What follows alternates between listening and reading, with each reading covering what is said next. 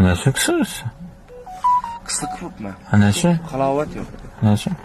Aytadigan aytmagi ishi yo'q. Aytmagi ishi yo'q, lekin qistanib yuribman. Aytmagi ish yo'q o'zi. Lekin qistaman. Tushundingizmi? Bir joyda o'tirib bilimman. Halovat yo'q. Uxlasam ham turamanmi? Uyda o'tirmaslik kerak. Chiqish kerak ko'chaga. Sabab nima? Sabab yo'q. Uryapti qolsam bir narsa. Götdün döşede o video oldu aşağılıp oturup olsa. Alıp otur. Ne bu? Video yapmamız lazım. Söz götdün döşede o. Bratishka. Çorne bir telefonla koy bana. Rastdan halovat yo'q. Halovat bo'lish uchun ishlatish kerak. Kerak. Masat bu. Halovat bo'lish uchun endi sizga aytib aytish shartmi? Aytish kerakmidi bulan buni?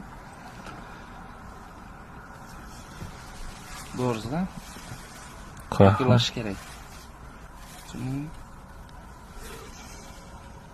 Voy, ma bro.